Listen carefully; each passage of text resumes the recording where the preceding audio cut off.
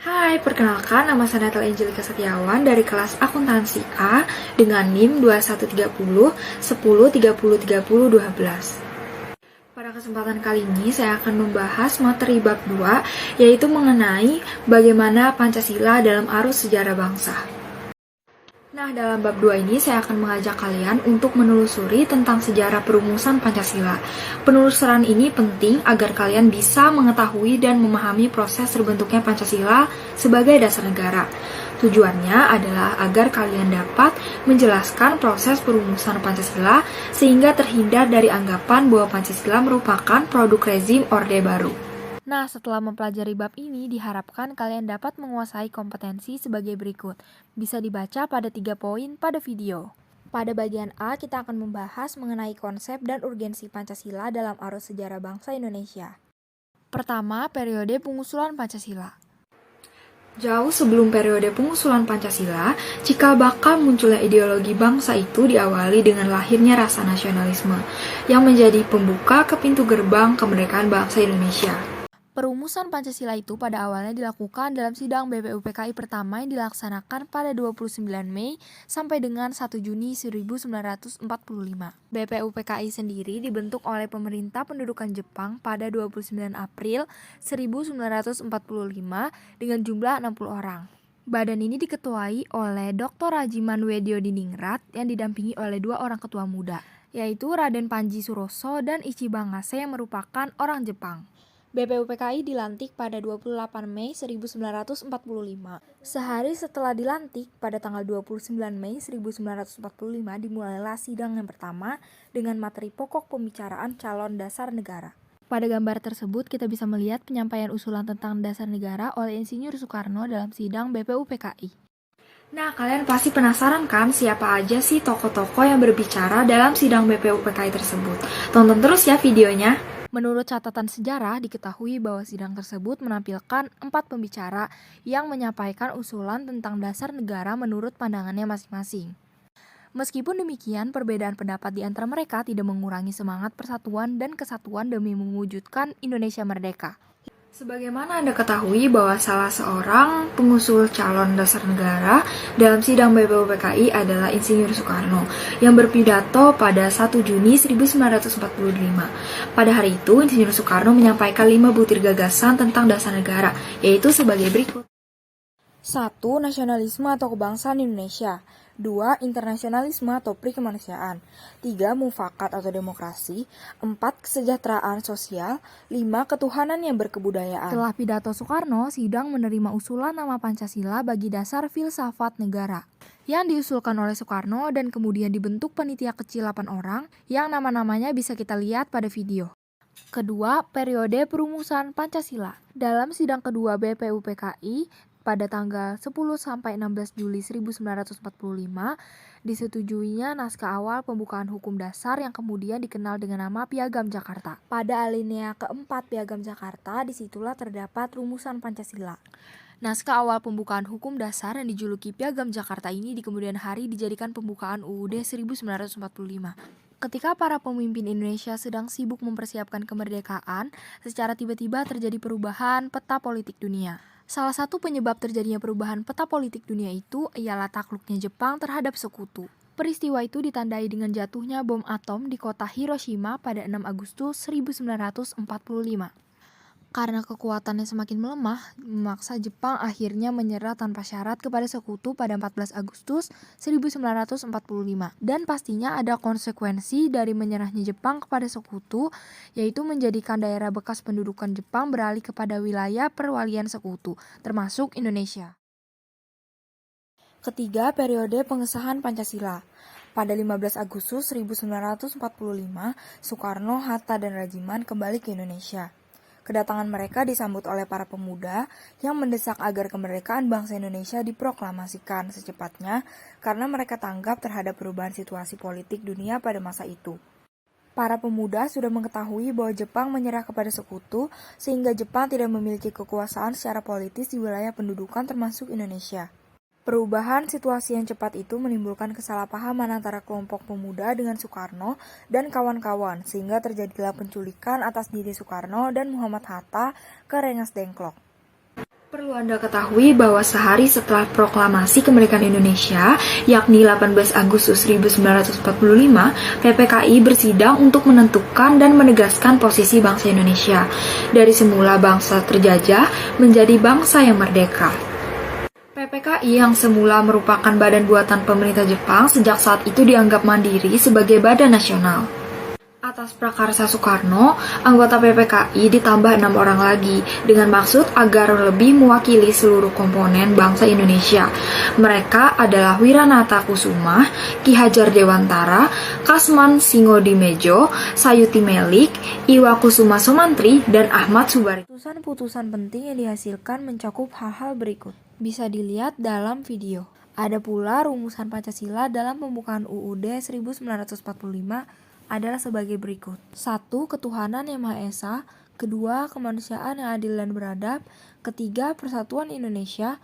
4. Kerakyatan yang dipimpin oleh hikmat kebijaksanaan dalam permusyawaratan perwakilan. 5. Keadilan sosial bagi seluruh rakyat Indonesia. Sejarah bangsa Indonesia juga mencatat bahwa rumusan Pancasila yang disahkan PPKI ternyata berbeda dengan rumusan Pancasila yang termasuk dalam Piagam Jakarta. Setelah menjadi presiden, Soeharto mengeluarkan Inpres nomor 12 1968 tentang penulisan dan pembacaan Pancasila sesuai dengan yang tercantum dalam pembukaan UUD 1945. Ketika MPR mengadakan sidang umum 1978, Presiden Soeharto mengajukan usul kepada MPR tentang pedoman, penghayatan, dan pengamalan Pancasila atau P4. Usul ini diterima dan dijadikan TAP nomor 2 MPR 1978 tentang P4. Dalam TAP itu diperintahkan supaya pemerintah dan DPR menyebarluaskan P4. Presiden Soeharto kemudian mengeluarkan Inpres nomor 10 1978 yang berisi penataran bagi pegawai negeri Republik Indonesia. Kemudian dikeluarkan juga Kepres nomor 10 1979 tentang pembentukan BP7 dari tingkat pusat hingga Dati 2. Pancasila juga dijadikan satu-satunya asas bagi Orsospol dan bagi Ormas. Banyak pro dan kontra atas lahirnya kedua undang-undang itu. Namun dengan kekuasaan rezim Soeharto yang makin kokoh sehingga tidak ada yang berani menantang. Selanjutnya bagian B, menanya alasan diperlukannya Pancasila dalam kajian sejarah bangsa Indonesia. Pertama, Pancasila sebagai identitas bangsa Indonesia. Bagaimana diketahui bahwa setiap bangsa dimanapun di dunia ini pasti memiliki identitas yang sesuai dengan latar belakang budaya masing-masing. Budaya merupakan proses cipta, rasa, dan karsa yang perlu dikelola dan dikembangkan secara terus-menerus. Budaya dapat membentuk identitas suatu bangsa melalui proses inkulturasi dan akulturasi. Pancasila sebagai identitas bangsa merupakan konsekuensi dari proses inkulturasi dan akulturasi tersebut. Bisa kalian baca bahwa salah satu definisi kebudayaan adalah suatu desain untuk hidup yang merupakan suatu perencanaan dan sesuai dengan perencanaan itu masyarakat mengadaptasikan dirinya pada lingkungan fisik, sosial, dan gagasan. Apabila definisi kebudayaan ini ditarik ke dalam kehidupan berbangsa dan bernegara, maka negara Indonesia memerlukan suatu rancangan masa depan bagi bangsa agar masyarakat dapat menyesuaikan diri dengan situasi dan lingkungan baru, yakni kehidupan berbangsa yang mengatasi kepentingan individu atau berkelompok. Haviland menegaskan bahwa akulturasi adalah perubahan besar yang terjadi sebagai akibat dari kontak antar kebudayaan yang berlangsung lama. Berikut ini adalah hal-hal yang terjadi dalam akulturasi. Yang pertama ada substitusi, kedua sinkretisme, ketiga adisi, keempat originasi, dan yang terakhir rejeksi. Kedua, Pancasila sebagai kepribadian bangsa Indonesia. Pancasila disebut juga sebagai kepribadian bangsa Indonesia. Artinya nilai-nilai ketuhanan, kemanusiaan, persatuan, kerakyatan, dan keadilan diwujudkan dalam sikap mental dan tingkah laku serta amal perbuatan. Sikap mental, tingkah laku, dan perbuatan bangsa Indonesia mempunyai ciri khas yang artinya dapat dibedakan dengan bangsa lain. Setiap pribadi mencerminkan keadaan atau halnya sendiri. Demikian pula halnya dengan ideologi bangsa.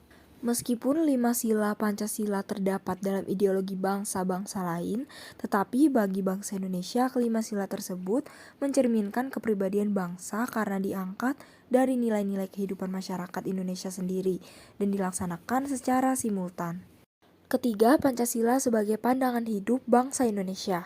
Pancasila dikatakan sebagai pandangan hidup bangsa, artinya nilai-nilai ketuhanan, kemanusiaan, persatuan, kerakyatan, dan keadilan, diyakini kebenarannya, kebaikannya, keindahannya, dan kegunaannya oleh bangsa Indonesia yang dijadikan sebagai pedoman kehidupan bermasyarakat dan berbangsa, dan menimbulkan tekad yang kuat untuk mengamalkannya dalam kehidupan nyata. Keempat, Pancasila sebagai jiwa bangsa. Sebagaimana yang dikatakan von Savigny bahwa setiap bangsa mempunyai jiwanya masing-masing, yang dinamakan Volksgeist, artinya jiwa rakyat atau jiwa bangsa. Pancasila sebagai jiwa bangsa lahir bersamaan dengan lahirnya bangsa Indonesia. Pancasila telah ada sejak dahulu kala bersamaan dengan adanya bangsa Indonesia. Dan yang terakhir, Pancasila sebagai perjanjian luhur. Artinya nilai-nilai Pancasila sebagai jiwa bangsa dan kepribadian bangsa disepakati oleh para pendiri negara sebagai dasar negara Indonesia. Menggali sumber historis, sosiologis, politis tentang Pancasila dalam kajian sejarah bangsa Indonesia. Pertama, sumber historis Pancasila.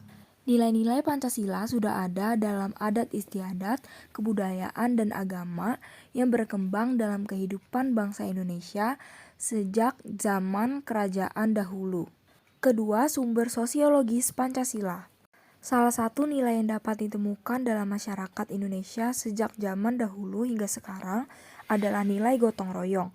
Misalnya dapat dilihat bahwa kebiasaan bergotong royong, baik berupa saling membantu antar tetangga maupun bekerja sama untuk keperluan umum di desa-desa. Ketiga, sumber politis Pancasila. Nilai-nilai Pancasila, misalnya nilai kerakyatan, dapat ditemukan dalam suasana kehidupan pedesaan, yang pola kehidupan bersama, bersatu, dan demokratis yang dijiwai oleh semangat kekeluargaan sebagaimana tercermin dalam sila keempat kerakyatan yang dipimpin oleh hikmat kebijaksanaan dalam permusyawaratan perwakilan. D. Membangun argumen tentang dinamika dan tantangan Pancasila dalam kajian sejarah bangsa Indonesia.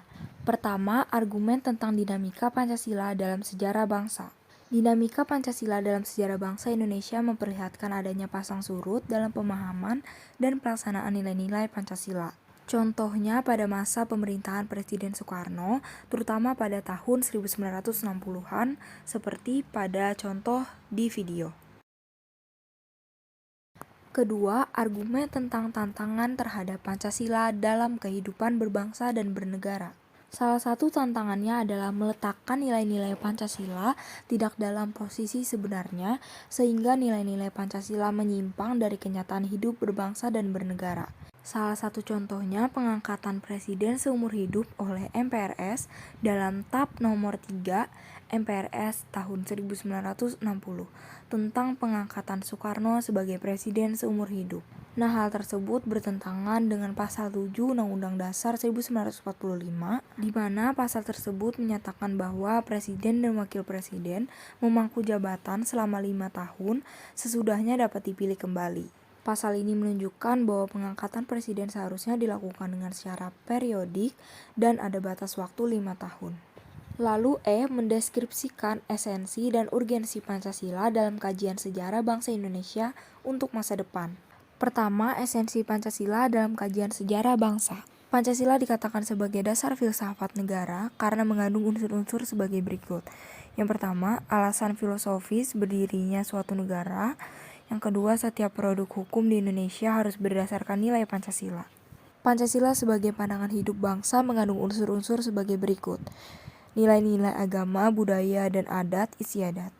Kedua, urgensi Pancasila dalam kajian sejarah bangsa. Bisa kalian lihat hasil survei yang dilakukan Kompas pada 1 Juni 2008. Fenomena tersebut sangat memprihatinkan karena menunjukkan bahwa pengetahuan tentang Pancasila yang ada dalam masyarakat tidak sebanding dengan semangat penerimaan masyarakat terhadap Pancasila. Selain data tersebut, pentingnya Pancasila dalam sejarah bangsa Indonesia dikarenakan hal-hal berikut. Pengidentikan Pancasila dengan ideologi lain, penyalahgunaan Pancasila sebagai alat justifikasi kekuasaan rezim tertentu, melemahnya pemahaman dan pelaksanaan nilai Pancasila dalam kehidupan berbangsa dan bernegara. Sekian dari saya, apabila ada salah kata mohon dimaafkan. Terima kasih.